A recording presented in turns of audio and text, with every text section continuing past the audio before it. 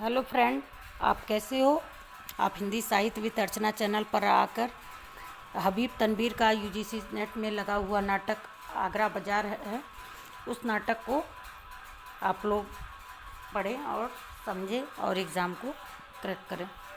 आगरा बाजार, इसका प्रकाशन 1954 ईस्वी में हुआ था। इससे पहले मैंने आषाढ़ का एक दिन पढ़ा है, उसका मोहन राकेशी का, वह 58 का नाटक है। यह नाटक अपनी व्यंग्य शैली में तथा संगीतबद्धता के लिए हिंदी नाटक और रंगमंच के क्षेत्र में अत्यंत लोकप्रिय है। यह व्यंग्य शैली में लिखा गया है आगरा बाजार। इसमें नजीर पृष्ठभूमि यह इसमें नजीर अकबराबादी आगरा बाजार और उस बाजार सहित उस समय अंचल की सामाजिक, सांस्कृतिक, राजनीतिक, आर्थिक गतिविधियों को समेटे हबीब तनवीर का यह नाटक समकालीन भारतीय रंगमंच को समृद्ध कर गया।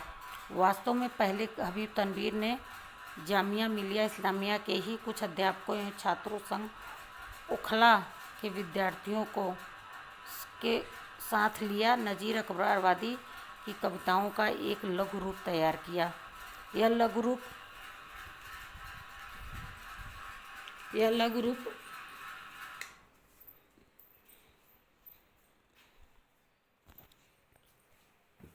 बड़ा पसंद किया गया। धीरे धीरे हबीब तनवीर ने इसे नाटक की शक्ल दी। नजीर अकबराबादी 18वीं सदी के पारंपरिक भारतीय शायर थे। नजीर अकबराबादी किस सदी के शायर थे? 19वीं ही सब लगा देंगे, क्योंकि 1954 का ये नाटक है तो 1919वीं लगा देंगे। तो ये 18वीं सदी के नायक मतलब शायर थे, भारतीय शायर थे। और नजीर अकबराबादी आदि कह देंगे पाकिस्तानी शायर थे, ये भी लिख सकते हैं, ठीक। तो ये भारतीय शायर थे, ये बहुत ही इम्पोर्टेंट है, आप लोग नोट करिएगा। जो अपनी धर्मनिरपेक्षता गज़ल के लिए प्रसिद्ध थे। किसके? धर्म के प्रति निरपेक्षता और गज़ल के लिए बड़े प्रसिद्ध हुए। हबीब ने इस नाटक के द्वारा नजीर को प्रतिष्ठित किया है। हबीब ने इस नाटक के द्वारा नाटक में नजीर अकबराबादी को प्रतिष्ठित किया। इस नाटक में कोई केंद्रीय पात्र नहीं है। नजीर इस नाटक में कहीं भी पात्र के रूप में उपस्थित नहीं है, लेकिन केंद्र में वही है। पात्र के रूप में नजीर उपस्थित नहीं, लेकिन केंद्र में कौन है? नजीर अकबराबादी। अब इसमें बाजार का, आगरा बाजार, इसमें ये नाटक का ही नाम है। तो इसमें ककड़ी बेचने वाला, फकीर, तरबूज बेचने वाला, लड्डू वाला, किताब वाला, पतंग वाला, कनमौलिया जो कान को साफ करने वाला है, पान वाला जो पान बेचता है, मदारी है, अजनबी शायर है, हमजूली है, तचकिरानवीस है, ग्राहक है, बेंजीर है, सौदा लड़का, करीमन, चमेली, हिजड़ा। चमेली क्या है? करीमन और चमेली जो हैं हिजड़े हैं ये दोनों। इसके अलावा दर्जी, रामू पंसारी, दरोगा, नवासी और तमाशबीन हमीद देखिए, इसमें हमीद इसमें भी है और हमीद एक कहानी में भी है। तो ये अरे ईदगाह कहानी है, हमीद उसमें भी है और हमीद इसमें भी है। तो अंधा भिखारी, बेनी प्रसाद, तबलची और सरंगिया गंगा प्रसाद, यह सब इसके पात्र हैं के रूप में। विशेष क्या है? इस नाटक की भाषा विशेष रूप से उर्दू की तरफ झुकी हुई है। इस नाटक में नज़्मों का पर्याप्त प्रयोग हुआ है। रंगमंच पर यह नाटक काफ़ी सफल हुआ। एक दरोगा के माध्यम से पुलिस तंत्र की भ्रष्टता की ओर भी संकेत किया है। आगरा बाजार के इस नाटक द्वारा नजीर तथा उससे नज़्में प्रतिष्ठित हुई हैं।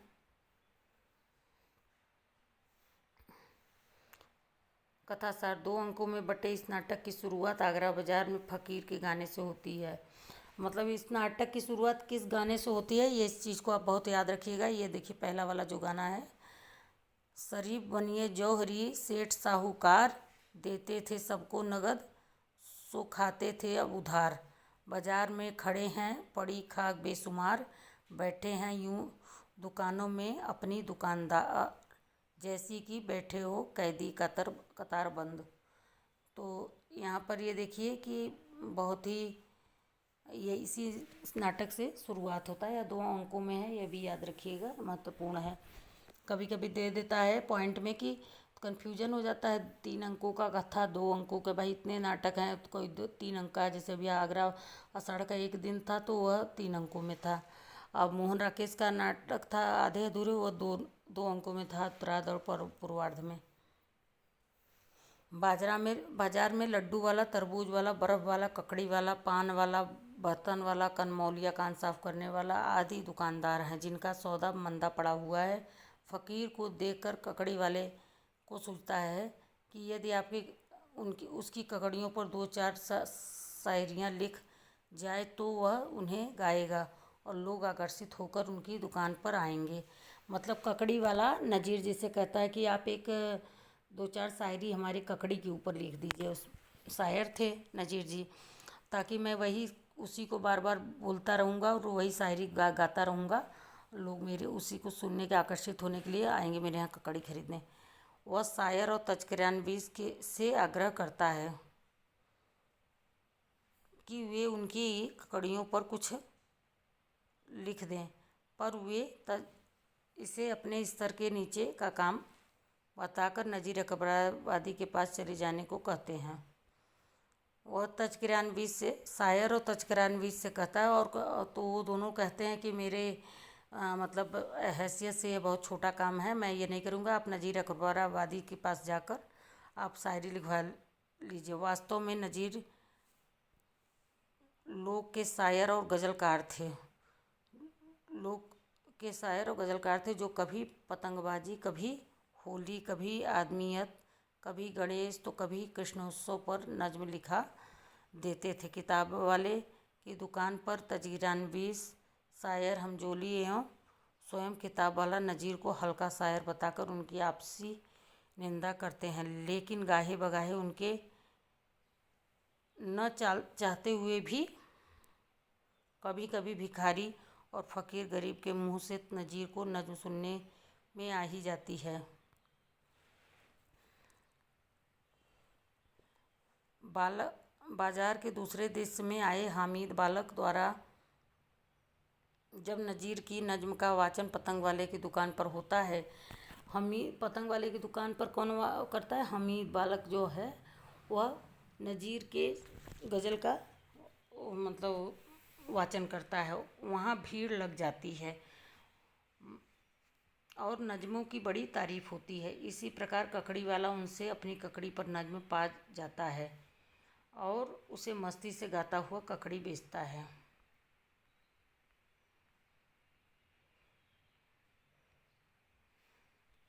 नाटक का अंत एक फ़कीर के द्वारा आदमियत की ही इस नज्म के साथ होता है, जो वास्तव में नज़ीर की ही नज्म है। दुनिया में बादशाह हैं सो वह भी आदमी है, और मुफलिसो गदा है सो वह भी आदमी, पगड़ी भी आदमी के उतारे हैं आदमी, और सुन के दौड़ता है सो वो भी आदमी।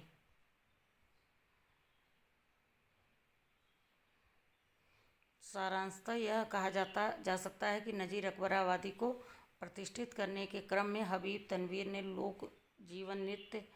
लोक जीवन और लोक मान्यताओं के साथ साहित्यकारों और प्रकाशकों को सुस्त रवैया भी दिखाया है। मतलब अगर किसी प्रकाशक से, किसी शायर से कोई कह दे रहा है तो कह रहे हैं कि नहीं, मैं तुम्हारे पे नहीं लिखूंगा, लेकिन नज़ीर अकबराबादी जबकि इतने बड़े शायर थे भारतीय, वो लिख देते हैं, चाहे छोटा हो चाहे बड़ा। इसमें प्रमुख उद्धरण है, आत्महत्या करे मूर्ख, ज्ञानी के लिए संसार में बहुत से रास्ते खुले हैं। ककड़ी और लड्डू वाले से कहते हैं, ककड़ी लड्डू वाले से कहता है, जो सोच नहीं सकते वो समझ नहीं सकते। यह ककड़ी वाले तरबूज वाले से कहता है, यह दुख वह जाने। जब उसकी कविता कहता है पहले लिखने के लिए कि तस्करानवीस से, शायर से, तो नहीं लिखते हैं तो वह लोग कहते हैं कि अरे तुम्हारी कविता ककड़ी नहीं हुई, तुम जाओ अरे डूब मरो भाई, तुम्हारी ककड़ी पे कोई नहीं लिखा, इतनी तुम्हारी बेइज्जती हुई। तो वही बात वो कहता है कि आत्महत्या करे मूर्ख और ज्ञानी के लिए तो संसार में बहुत से रास्ते खुले हैं।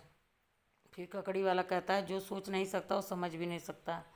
मतलब जो सोच नहीं सकता, तुम उसकी बात को समझ नहीं पा रहे हो, हम लोगों को हल्का समझ रहा है। यह दुख वह जाने जिस पे की आती है मुफलिस, मुफलिस की कुछ नज़र नहीं आती। आन देता है वह अपनी जान एक एक आन नान पर, हर आन टूट पड़ता है रोटी की थाल पर। जिस तरह भूखे कुत्ते लड़ते हैं और उस्ताद खां हड्डी पर, वैसे ही मुफलिसों को तो लड़ाती है मुफलिसी। यह दुख वह जाने जिस पे की आती है मुफलिसी, जो है अलहे फजल प्रतिष्ठित और अलीमो फाजिल धुरंधर विद्वान कहते हैं। मुफलिस हुए तो कालम तलक भूल जाते हैं, कोई पूछे कोई अलिफ तो वे उसे बे बताते हैं। इस तरह का है, आप लोग पढ़ लीजिएगा इसे। इससे कोई जो बहुत ज़्यादा क्वेश्चन वोश्चन नहीं बनने वाला है। ये फ़कीर का स्वागत है, गाता फ़कीर बोलता है। ये बस इतना ध्यान रखिएगा, उसके 2-4 पॉइंट उसका याद रखिएगा। वो किसका है? फ़कीर, बस। और फिर क्या क्या ज़माने देखे हैं मीर साहब ने इसी शहर में। अजीज़ों की बेवफाई देखी है, घर छोड़ा, वतन छोड़ा, दिल्ली छोड़ी कि एक ज़माने में सुखन नदानों और कमालों का मलजहूं हमावा, जहाँ सब कुछ हो थी दर दर की खाक छानी। ईरानियों ने और तुरानियों के हमले देखे, अफगानों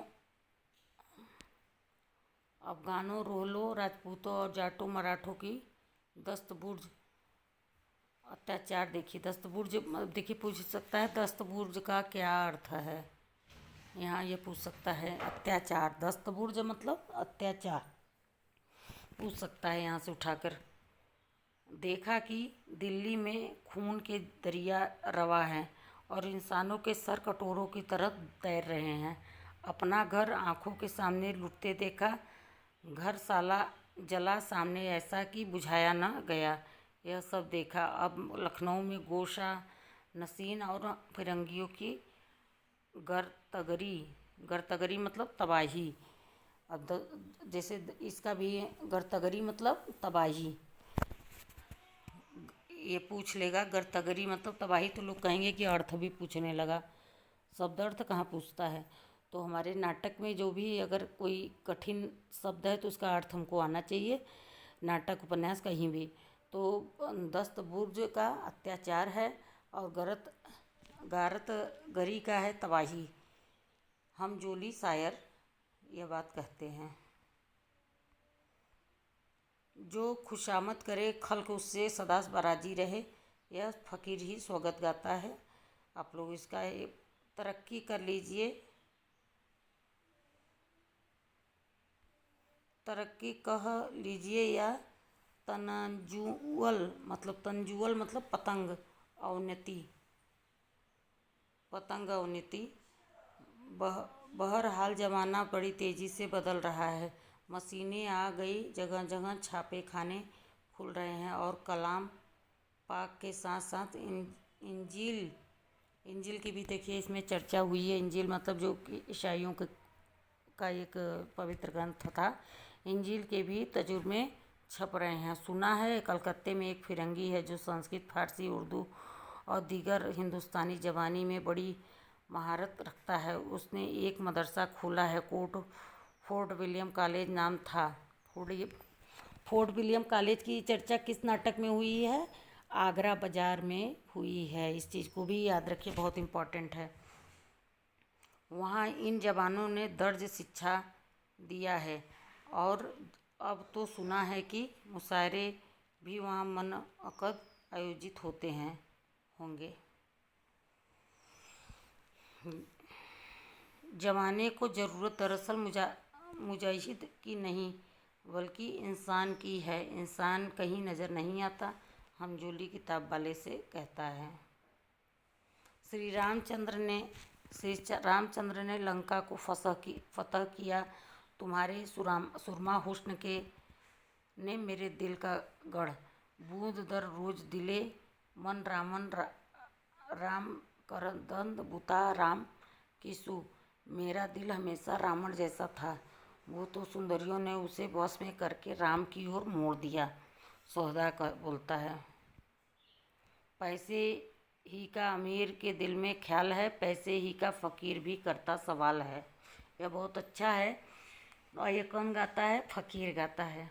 पैसा ही मौज है, पैसा ही जाहो जलाल है, पैसा ही का तमाम यह तंगो दवाल, दवाल मतलब हंगामा होता है। यह सब आप लोग याद कर लीजिएगा। इसका तंगो दवाल मतलब क्या होता है? हंगामा। बहुत इम्पोर्टेंट है इस तरह का। तंगो दवाल का अर्थ क्या होगा? हंगामा। पैसे, पैसा इसका समझ लीजिए अर्थ इसका, और इसके जो किसने कहा है यही सब याद कर लीजिएगा। और किसने, काकड़ी वाले ने कहा था तज़किरा नवीस और शायर से, यही सब कुछ इसमें कुछ ही बहुत महत्वपूर्ण नहीं पॉइंट है बन रहे हैं। पैसे न हो तो आदमी चरखे की माल है, मतलब चरखे के समान है। बुढ़ापा, बुढ़ापा इंसान का मिजाज तो नहीं बदल देता, पुरानी आदत है किसे छूटेगी। जोर था तो खुद तैरते थे, अब अगले ज़माने की याद और उन यादों की हसरत लिए जमुना किनारे खींचे चले जाते हैं, कि जो खुद नहीं कर सकते दूसरों को करता देखकर हवस पूरी कर लें। तज़किरा नवीस किताब वाले से।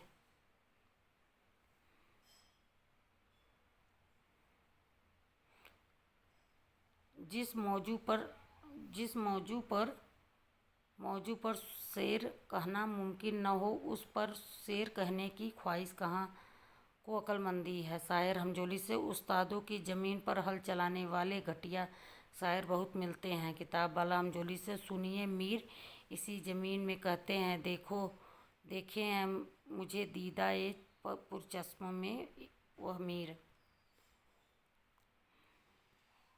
मेरे ही नसीबों में था यह जहर का प्याला। और यह आप इसे पढ़ लीजिएगा। इस तरह तज़किरा नवीस का है, बहुत इम्पोर्टेंट नहीं है। इसी तरह और इसमें कुछ इम्पोर्टेंट है। गंगा प्रसाद का है। अमा उर्दू अखबार पढ़ने वाले कितने हैं? अमा उर्दू अखबार पढ़ने वाले कितने हैं? गंगा प्रसाद किताब वाले से कहते हैं। दुनिया में बादशाह है सो वह भी आदमी।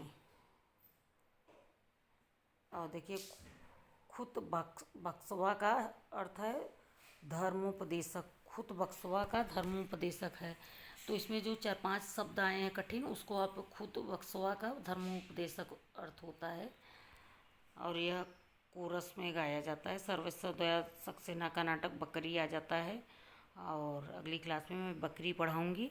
आप चैनल को सपोर्ट करते रहिए, ध्यान पढ़ते रहिए अपना। आप लोग तैयारी 29 जून को हिंदी का पेपर है। और यूजीसी नेट की मैं कहानी सभी कुछ मैं इस पर पढ़ाने की प्रयास कर रही हूँ। अभी नया चैनल है और इसको सपोर्ट